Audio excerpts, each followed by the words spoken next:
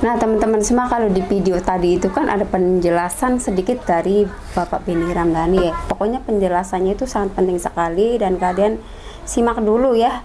Dan sekarang aku mau membahas lagi tentang barang kiriman milik PMI atau barang penumpang atau barang pindahan ya teman-teman ya.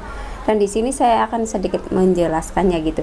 Jadi kalau barang kiriman itu artinya kita sedang mengirim barang atau mengirim kargo atau mengirim paket ya teman-teman ya, seperti itu. Dan kalau untuk barang penumpang itu, kalau misalkan kita pulang ke Indonesia nih untuk cuti atau pulang selamanya gitu ya ke Indonesia gitu, terus kita kan membawa bagasi, jadi itu yang dinamakan barang penumpang ya teman-teman ya. Nah kalau untuk barang pindahan itu, misalkan kita itu sudah tidak ingin kerja lagi di Hong Kong atau di negara penempatan manapun dan tidak balik lagi maksudnya ya, jadi pulang selamanya gitu ya, bukan cuti ya teman-teman, itu namanya barang pindahan ya. Dan di sini saya akan sedikit membahasnya ya, karena di postingan KJRI juga sudah ada ya, jadi saya share di sini juga biar teman-teman yang lain yang belum tahu itu jadi tahu. Siapa tahu kalian belum menyimaknya atau melihat postingan dari KJRI atau dari media-media lainnya gitu ya teman-teman ya. Silahkan teman-teman boleh simak video aku sampai selesai ya, dan jangan lupa juga dong untuk like, komen, dan subscribe-nya ya. Terima kasih. Nah gimana teman-teman, kalian sudah pusing belum membahas tentang barang kirimannya? Kalau pusing sama ya, berarti bukan hanya kalian yang pusing, saya juga sangat pusing sekali. Jadi kita sama-sama pusing ya guys ya, tapi nggak apa-apa, kita bahas lagi sampai bener-bener tuntas ya teman-teman ya. Aduh pusing ini, ada lagi apa sih aturan-aturannya gitu ya, baru lagi dan seterusnya. Entahlah sampai kapan nih kita dibikin pusing ya, tapi ya nggak apa-apa lah, memang siapa lagi kalau bukan kita yang dibikin pusing ya kan. Udah nggak apa-apa guys, tetap semangat ya.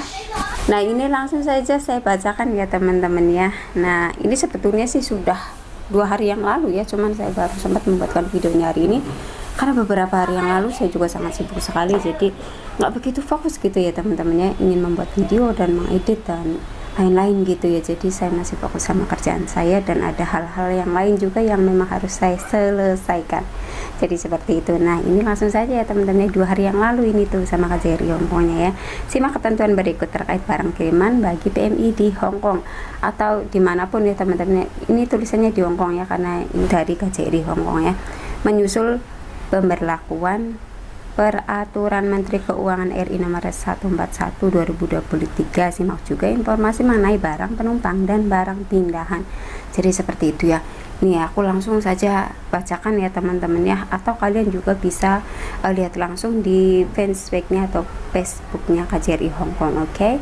Nah ini aku besarin dulu ini ya, soalnya mata aku kalau baca-baca itu ya guys ya nggak begitu jelas, sudah rabun matanya. Perhatian, ketentuan barang kiriman PMI berdasarkan Peraturan Menteri Keuangan RI nomor 141 tahun 2023 ya teman-teman ya. 1. Barang kiriman PMI adalah barang kiriman yang dikirim oleh PMI yang memenuhi syarat tertentu, meliputi barang yang telah dipakai, bukan baru ya teman-teman. Jadi barang keseharian kita gitu yang di sini kita miliki gitu, jadi bukan baru, udah paham ya, atau dimiliki PMI saat bekerja di negara atau wilayah penempatan. Seperti saya tuh di lemari kan banyak sekali barang-barangnya ya. Nah selanjutnya adalah barang yang dilarang, barang elektronik seperti handphone, laptop, tablet, dan komputer, dan barang sejenis.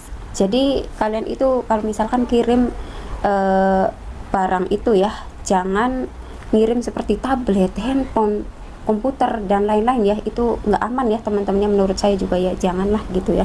Untuk di bawahnya lagi ada minuman mengandung alkohol dan atau semua jenis rokok dan atau produk tembakau lainnya, jadi itu juga nggak boleh ya teman-teman ya. Jadi kalian jangan coba-coba untuk membawanya gitu ya. Tapi kalau kalian pulang nggak apa-apa, misalkan taruh di bagasi itu satu nggak apa-apa, tapi kalau untuk dikirim jangan ya teman-teman ya. Jadi seperti itu. Bawahnya lagi ada syarat ya, PMI yang tercatat di BP2MI atau telah diproses kontrak kerjanya melalui KJRI Hongkong paling banyak 3 kali kirim dalam setahun. Jadi untuk yang terdaftar itu 3 kali dalam setahun ya teman-teman. Jadi 1.500 US dollar, menurut saya sih ya lumayan banyak ya teman-temannya. Misalkan satu kiriman itu 500 USD ya kan, 3 kali 1.500, jadi satu kali itu 500 kali 3. Jadi kalau misalkan lebih dari itu ya tetap kalian dikenakan pajak, paham ya. Di bawahnya lagi itu maksimal kardus ukuran ya teman-teman ya, 60 kali 60 kali 80 cm ya teman-teman ya, dan atau total harga maksimal 500 US dollar atau setara 3.850 dolar Hongkong. Jadi seperti itu ya teman-teman ya, pahamnya ya, tinggal dihitung-hitung saja dolar Hongkongnya berapa dolar gitu, terus rupiahnya berapa rupiah, jadi seperti itu ya. Nah selanjutnya adalah perhatian PMI yang tidak tercatat di BP2MI. Anda tidak perlu khawatir, segera lakukan lapor diri secara online melalui HTTPS. Pokoknya saya cantumkan di sini nih ya teman-teman ya, linknya, atau ada juga di deskripsi, dan di video saya yang sebelumnya juga ada kok ya. Pokoknya teman-teman sudah tahu lah, soalnya saya akan beberapa hari ini tuh masih membahas tentang barang kiriman. Oke ya teman-teman ya. Dan di sini pastikan mengirim barang melalui perusahaan yang terpercaya dan sesuai ketentuan ya teman-teman. Jadi kalian itu kalau ingin mengirim kargo atau mengirim barang atau mengirim paket itu cari ekspedisi yang bener-bener resmi ya, atau mereka tahu aturannya bagaimana gitu ya, jangan asal-asalan ya teman-teman ya. Dan memahami syarat dan ketentuan dari perusahaan yang bersangkutan dan meminta tanda terima dengan syarat dan ketentuan pengiriman secara tertulis. Jadi seperti itu ya teman-teman ya. Apabila menemukan permasalahan atau membutuhkan informasi lebih lanjut, silakan hubungi fungsi keuangan dan bea cukai KJRI Hong Kong melalui chat atau WhatsApp di nomor ini nih ya teman-teman ya. Kita tulis di sini lah ya. Ini untuk yang di Hong Kong. Selanjutnya adalah barang penumpang, ini yang kedua ya teman-teman ya. Di sini tertulis barang penumpang. Barang penumpang adalah barang keperluan pribadi dan barang impor yang berasal dari luar negeri atau barang ekspor ya teman-teman ya. Yang dibawa setiap orang melintasi perbatasan wilayah negara. Jadi setiap kita pulang ke Indonesia itu kan naik pesawat atau naik apa gitu ya kan.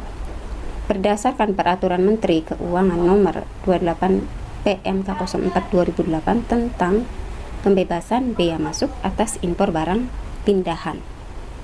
Nah ini dia 3 ya. 3 itu barang pindahan nih teman-teman. Barang pindahan adalah barang-barang keperluan rumah tangga milik orang yang semula berdomisili di luar negeri, kemudian dibawa pindah ke dalam negeri saat dibawa pulang ke Indonesia setelah bekerja atau tinggal minimal 1 tahun, maka barang tersebut bebas dari bea masuk.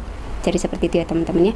Dan pungutan pajak tidak berlaku terhadap kategori barang dagangan dan kendaraan bermotor. Jadi seperti itu ya teman-teman, sudah jelas banget ya kan. Oke, dan selanjutnya ini ada perhatian katanya, dokumen yang diperlukan untuk permohonan surat keterangan barang pindahan. 1 adalah kopi tiket pesawat 1 kali jalan ya teman-teman, ini untuk barang pindahan loh ya. Dan yang kedua adalah surat dari pemberi kerja atau majikan yang menyatakan telah selesai bekerja di Hong Kong.